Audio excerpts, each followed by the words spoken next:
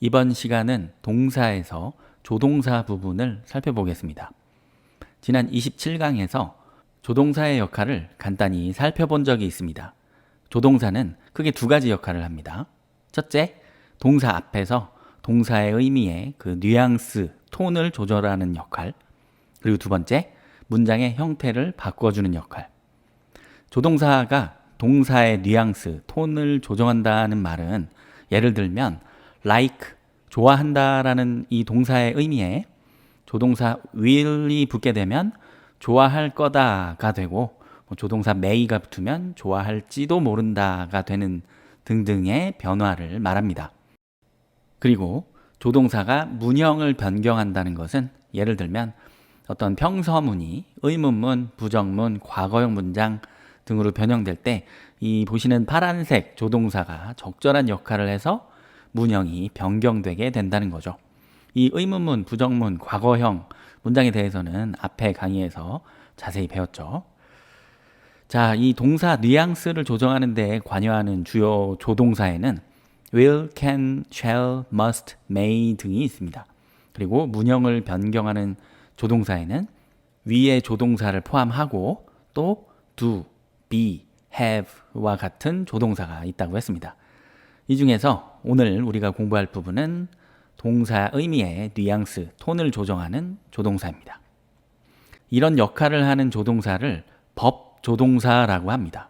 이 앞에 붙은 법자는 법칙, 법규 할 때 그 법자인데요.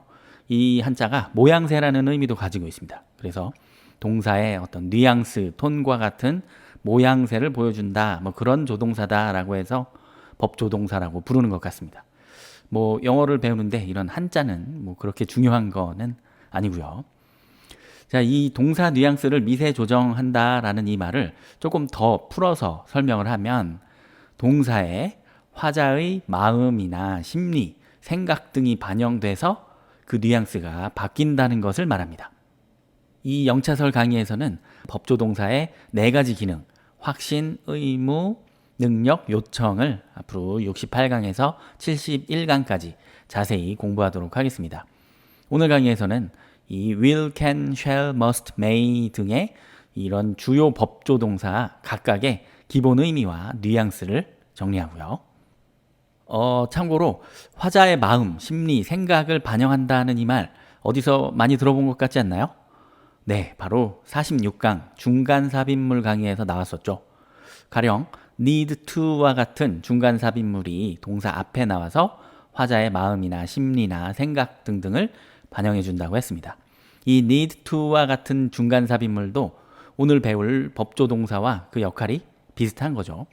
그래서 중간삽입물을 조동사와 비슷하다는 준조동사라고 부르기도 합니다. 이 5개의 법조동사는요, 기본형이에요. 현재 시제에 사용되는 단어죠. 과거 시제에 쓸 수 있는 과거형은 would, could, should, might가 됩니다. must는 과거형이 없고요. 자, 그런데 특이하게도 시제에 상관없이, 기본형, 과거형 상관없이 이 9개의 단어 각각이 각각의 고유한 법조동사의 역할을 가지고 있습니다. 그래서 이 9개 모두가 현재를 말하는 문장에서 법조동사로 사용될 수가 있습니다. 좀 헷갈리죠? 그러니까 예를 들면 would는 will의 과거형으로 과거 시제 문장에서 사용하는 게 그동안 우리가 배운 내용이죠.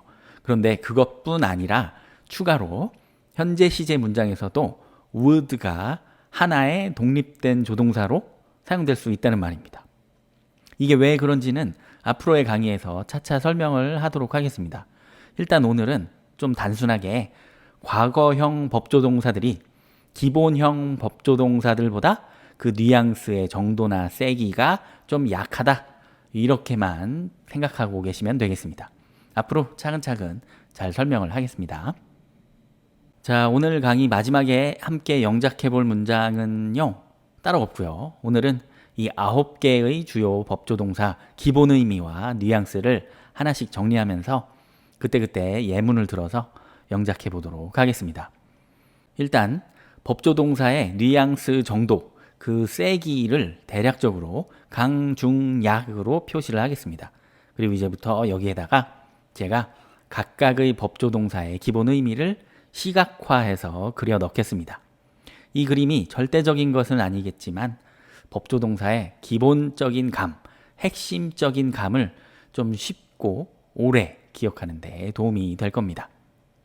시작할게요. 자, 분명하다 이런 느낌을 문장에 넣고 싶어요. 근거나 증거, 어떤 이유까지도 확실히 있어서 이 분명하다는 마음의 세기가 아주 강한 경우입니다. 그래서 이렇게 맨 윗부분 강의 위치에 자리했습니다. 자, 예를 들면 춘향전의 한 장면을 떠올려 봅시다. 춘향이가 변사또의 아주 갖은 고문에도 꿈쩍하지 않고 있습니다. 이런 상황에서 누군가가 춘향이한테 말을 했어요. 온갖 고문을 참는 걸 보니까 너는 그를 사랑하는 게 분명하구나. 자, 이 문장에서 너는 춘향이가 되겠고요. 그는 누구죠? 이몽룡이겠죠. 자, 여기에서 온갖 고문을 참는 걸 이 목격한 게 증거가 돼서 이 말을 한 사람, 화자는 춘향이가 이몽룡을 사랑하는 게 분명하다고 강하게 확신하고 있습니다. 자, 영어에서 이런 강한 분명함, 확실함을 나타내는 조동사는 must입니다. 이 문장을 영어로 만들어 보면요. 일단 기본 내용은 You love him의 뼈대 이 구조입니다. 여기에다가 화자가 품고 있는 강한 믿음, 확신을 반영하기 위해서는 동사 앞에 must를 붙이면 됩니다. You must love him. 그리고 must의 이 분명함은요, 미래지향적인 문장에서는 분명히 해야 한다, 필수적으로 해야 한다는 뉘앙스가 됩니다. 충분한 근거나 어떤 증거가 있으니까 꼭 그래야 한다는 뉘앙스인 거죠. 자, 다시 춘향전의 한 상황으로 예를 들어보겠습니다. 춘향이가 변사또의 수청을 무시했어요. 자, 국가를 대변하는 관료의 명령을 무시하면 불법이겠죠. 감옥에 갈 수도 있어요. 그래서 아까 그 사람이 다시 춘향이에게 말을 합니다. 사또의 명령을 무시하는 건 불법이야. 그러니까 너는 그를 사랑해야만 해. 자, 여기에서 너는 춘향이고요. 그는 누구죠? 이번에는 변사또겠죠. 자, 관료의 명령을 무시하는 게 불법이라는 이 규율이 그 근거가 되니까 반드시 사랑해야만 한다 하는 느낌입니다. 이런 필수적인 의무의 느낌도 must입니다. 영어로는요. 문장의 기본 뼈대는 동일합니다. You love him이고요. 역시 동사 love 앞에 must를 붙입니다. You must love him. 자, 앞에 문장이랑 동일하게 생겼죠. 자, 이렇게 must의 의미는 맥락에 따라서 분명한 확신 아니면 필수적인 의무 정도로 다양하게 해석이 될 수 있습니다. 자, 이번에도 분명하다는 생각이 강한 경우입니다. 그런데 그 근거나 증거는 좀 불충분해요. 아예 그 근거가 없을 수도 있고 근거가 좀 미비할 수도 있는 그런 경우입니다. 예를 들면 다음 주에는 엄청 더울 게 분명해. 이런 장담 같은 말이죠. 물론 다음 주에도 더울 거라는 일기예보가 있었을 수도 있지만 다음 주의 예보가 이렇게 확신할 정도로 장담할 정도로 분명한 근거가 되지는 못하죠. 그럼에도 불구하고 이 화자는 이렇게 자신의 생각을 강하게 자신하고 있습니다. 근거 없는 자신감, 근자감인가요? 어쨌든 이렇게 화자가 객관적인 근거보다는 자신의 주관적인 의지를 바탕으로 하는 이런 강한 확신은 will입니다. 그래서 이 예문을 영어로 만들어 보면 주어는 it, 날씨를 말하는 문장 가주어 it을 주어로 써야 되겠죠. 그리고 동사는 일단 현재형으로 써보면 is이고요. 그 뒤에 very hot, 다음 주에라는 시간 정보를 말해주는 전명구는 그냥 전치사 없이 next week라고만 씁니다. 이제 여기 동사 is 앞에 will을 붙여야 되겠죠. 그래서 화자의 주관적인 강한 확신을 표현하고요. 그리고 조동사 뒤에 동사는 언제나 동사 원형을 써준다고 했죠. 그래서 is를 be로 바꿔주면 되겠습니다. It will be very hot next week. 자, 이 will이 풍기고 있는 화자의 강한 확신 잘 느껴지시나요? will이 근거는 부족한데 강한 확신을 하는 그런 태도라고 했죠. 자, 이런 태도 다른 말로 뭐라고 하나요? 좋게 말하면 어떤 의지나 자신감의 표출, 나쁘게 말하면 고집을 부리거나 떼를 쓰는 거죠. will은 이런 뉘앙스도 풍깁니다. 예를 들면요. 넌 분명히 시험에 합격할 거야. 이렇게 친구를 격려하는 말. 화자가 장담하고 있는 듯한 느낌이 느껴지시나요? 자, 이렇게 자신 있게 말해주면 듣는 친구는 뭐라고 하죠? 넌 뭐 알지도 못하면서 네가 어떻게 하냐? 뭐 이런 식으로 말을 하겠죠. 근거 없이 말을 하니까 그런 거예요. 자, 그런데 그래도 어느 정도는 격려가 되죠. 화자가 친구를 무조건 믿어준다는 듯한 느낌이 들어서요. 영어로는요. 주어 you, 동사는 will pass 이렇게 동사구로 만들고요. 목적어는 the exam. You will pass the exam 이 되겠습니다. 그리고 또 다른 예로요. 차가 참 시동이 안 걸리네. 시동이 안 걸릴 이유도 없는데 안 걸려. 이거 안 돼. 안 걸려. 이런 느낌이에요. 자, 이런 화자에 조금 짜증 섞인 장담도 will입니다. 영어로는요. 주어 my car, 동사는 will not start가 되겠습니다. 자, 부정의 not은 조동사 뒤에 붙죠. My car will not start가 됩니다. 자, 그리고 위에 must와 비슷하게 will의 분명함도 미래지향적인 문장에서는 반드시 해야 하는 그런 느낌이 들어갑니다. 반드시 해야 한다고는 하는데 근거가 조금 부족하니까 뭐랄까요? 화자가 강제적으로 하게 만드는 듯한 뉘앙스가 생기죠. 예를 들면 넌 조용하게 될 거야. 그걸 내가 어떻게 하냐고? 왜냐면 내가 그렇게 만들 거니까. 이런 식으로 화자가 주어를 좀 강제하는 느낌이 들어갑니다. 듣는 사람은 좀 무서울 것 같아요. 실제 상황에서 이런 한국어 문장 그냥 착하게 넌 조용하게 될 거야. 이런 식으로 말하지 않겠죠. 아마 입 꽉 깨물고 눈 부릅뜨고 넌 조용하게 될 거야. 이런 식으로 좀 짓이기면서 협박조로 말하겠죠. 이런 느낌이에요. 자, 영어로는요. You will be quiet. 자, 영어로도 이렇게 입 꽉 깨물고 You will be quiet. 이런 식으로 말해야 되겠죠. 자, 근데 만약에 이 문장이 주어가 you가 아니라 I라면 어떨까요? I will be quiet. 자, 화자 자신이 자신을 조용하게 하겠다는 뜻? 그런 뜻이 되겠죠. 이럴 때는 강제의 느낌이 거의 안 납니다. 그냥 내가 나한테 하는 거니까 나 조용히 할게 정도의 느낌이 되는 거죠. 그 다음 must의 강한 뉘앙스를 뛰어넘는 초강력한 의무, 압도입니다. 자, 이런 정도의 초강력한 의무는 대개 뭐 헌법에 그렇게 하라고 적혀 있어서 아니면 계약서의 계약 사항이라서 또는 신과 같은 절대자의 명령이라서 어떤 그 권위에 압도되어서 할 수밖에 없는 그런 막강한 의무의 뉘앙스입니다. 뭐 다른 말로는 뭐 압박, 협박, 저주 뭐 이런 뉘앙스가 되기도 하고요.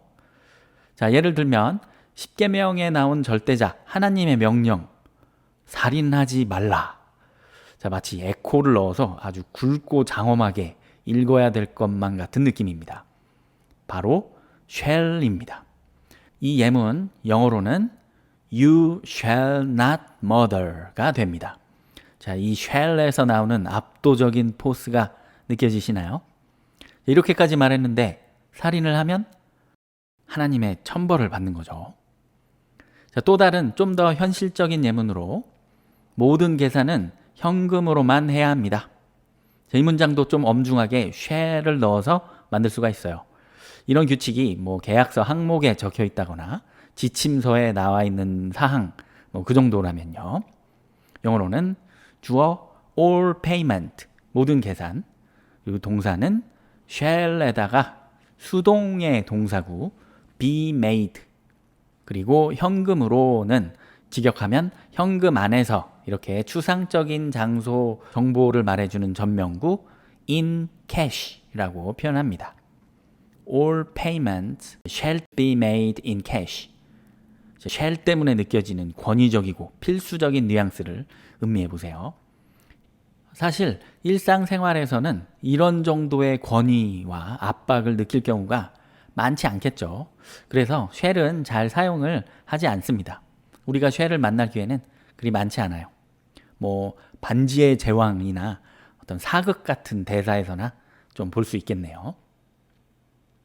그 다음 강제적인 will보다 조금 더 부드러운 권유하는 뉘앙스입니다. 예를 들면 너 이거 먹어야 돼 이런 강한 뉘앙스가 아니라 이거 한번 먹어봐 너무 맛있어 뭐 이 정도의 부드러운 권유. 이런 중간 정도 세기의 뭐뭐 해야 돼 라는 표현이라면 일상생활에서도 굉장히 자주 사용할 수 있겠죠. 바로 should입니다. should는 방금 전에 초강력했던 shall의 과거형이죠. 앞에서 제가 과거형 법조동사들이 기본형보다 뉘앙스의 정도나 세기가 좀 약하다고 했는데 그래서 should가 이렇게 부드러운 권유의 뉘앙스까지 내려오게 된 겁니다. 자, 이 예문 영어로는요. You should eat this. It's really good. 그리고 우리가 어떤 것을 권유하려면 그것에 대한 어느 정도의 믿음이 스스로 있어야 할 겁니다. 그죠? 그래서 should는 부드러운 중간 정도 세기의 믿음, 확신을 표현하기도 합니다. 지금이면 영화가 다 끝났지. 이렇게 거의 그럴 것이라고 믿지만 부드럽고 좀 조심스럽게 말하는 뉘앙스입니다. 영어로는 주어 the movie, 동사구는 should랑 끝나다, 지금 막 끝났다고 믿는 거니까 완료형으로요. have finished.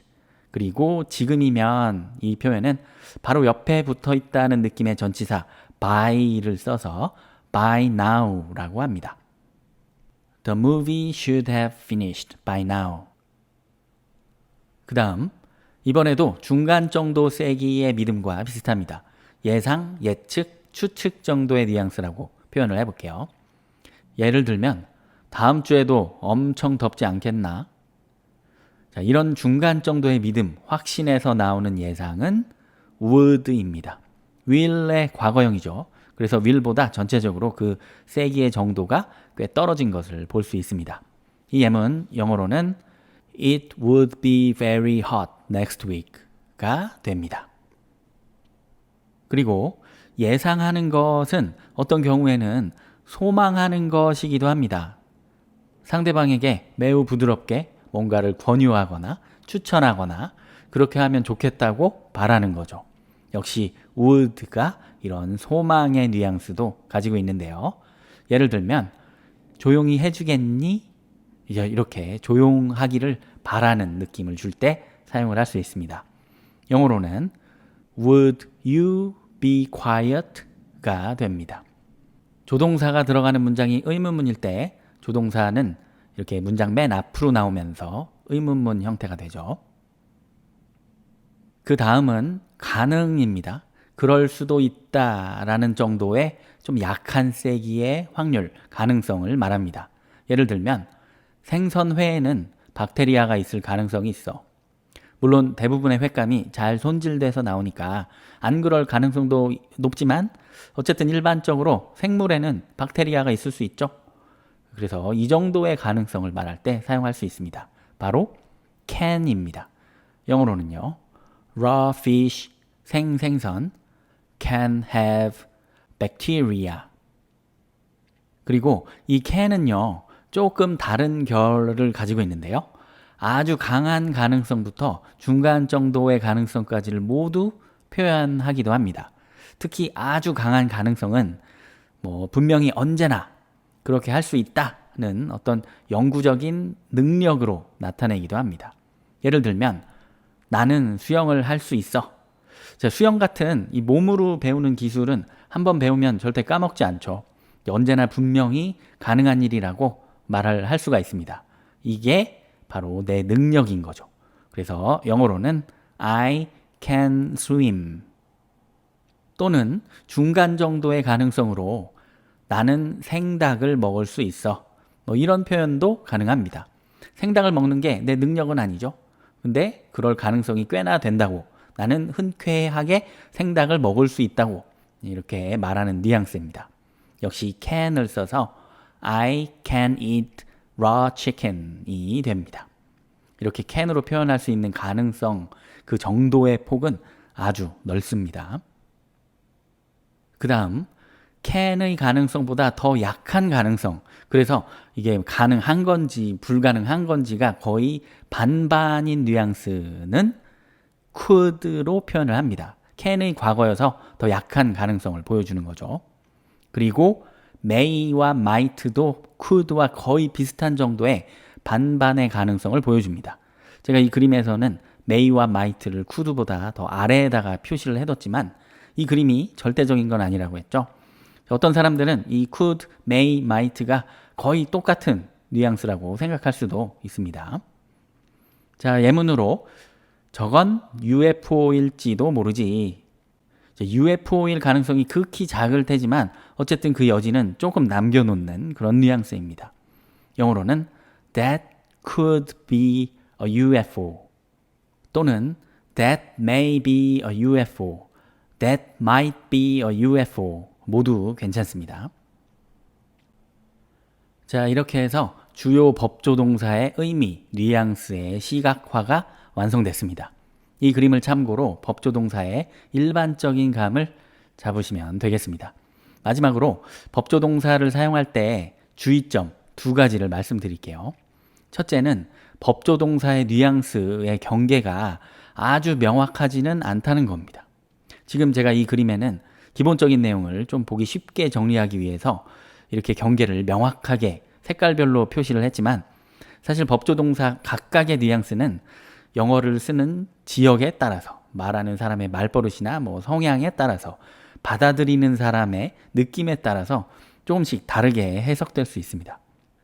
즉, 이 경계도 사람에 따라 조금씩 다르게 느끼며 어느 정도 무너질 수 있습니다. 그래서 이 그림을 보실 때는 이 경계를 절대적인 것으로 생각하시면 안 됩니다. 그리고 제가 여기 적어놓은 한국어 단어들도 그냥 참고용이지 그 의미만을 무조건적으로 따르면 안 됩니다. 이 그림과 이 한국어 단어들은 주요 어떤 법조동사의 전체적인 그림, 이 법조동사들의 대략적인 위치나 느낌 정도만 이해하실 때 참고하시면 되겠습니다. 세부적인 법조동사 각각의 뉘앙스는 앞으로 여러분들이 꾸준히 영어 리딩을 하시고 리스닝을 하시면서 스스로 조금씩 다듬어 가셔야 됩니다. 그리고 두 번째 주의점은요. 말을 할 때 상대방과 예절을 고려해서 법조동사를 선택해야 한다는 겁니다. 예를 들어 보겠습니다. 제가 도서관에서 공부를 막 하고 있는데 옆 사람이 시끄럽게 떠드는 거예요. 그래서 제가 그 사람한테 도서관에서는 조용히 해야 합니다. 이런 말을 하려고 해요. 어떤 조동사를 써야 될까요? 분명히 도서관에서 조용히 해야 한다는 거는 어떤 도서관 이용 규칙 이런 데에 나와 있는 내용일 거란 말이죠. 그래서 이런 근거, 이런 증거를 바탕으로 해서 제가 must를 넣기로 했습니다. 도서관 이용 규칙을 근거로 반드시 조용히 해야 해요. 이렇게 말을 하려고요. You must be quiet in the library. 좋은 문장이죠. 그런데 이 must는 뉘앙스가 너무 세요. 이 문장이 내용적으로 맞기는 하지만 그리고 상대방이 떠든 게 잘못한 거긴 하지만 어쨌든 상대방은 제가 한 이 말을 듣고 부담을 느낄 거예요. 어쩌면 협박처럼 느끼거나 싸우자는 말처럼 느낄 수도 있어요. 우리도 그렇지 않나요? 항상 바른 말만 하는 사람 좀 재수없게 느껴지고 그럴 때 있죠. 그러니까 이 문장은 상대방과 어떤 매너적인 측면을 고려해 봤을 때 아주 좋은 문장은 아닐 것 같다라는 거죠. 이런 식으로 말해서 평화롭고 아름다운 의사소통이 안 될 바에는 물론 이 must가 지금 맞기는 하지만 상대방 듣기 좋게 덜 부담스럽게 should 정도로 뉘앙스의 세기를 낮춰주는 겁니다. 그래서 You should be quiet in the library 이렇게요. 그러면 듣는 사람도 덜 부담스럽게 느끼는 표현, 더 예의 있는 표현이 되는 거예요. 그래서 우리가 공손한 문장이라고 배우는 문장들이 대부분은 이 그림의 아랫부분에 있는 조동사들, 뉘앙스의 세기가 세지 않은 조동사들을 가지고 있어요. 반면에 맨 위에 있는 이 shall, must, will 정도까지 이런 조동사들은 상대방한테 잘못 사용하면 오해를 불러일으킬 수도 있겠죠. 신중하게 사용해야 합니다. 자, 여기까지 해서 오늘은 주요 법조동사의 기본 내용을 살펴봤고요. 앞서 말씀드린 대로 다음 시간부터는 이 그림을 기능적으로 나눠서 자세히 공부하도록 하겠습니다. 즉, 68강에서는 확신의 정도를 다양하게 표현하는 방법 등등을 이 부분을 중심으로 공부하고요.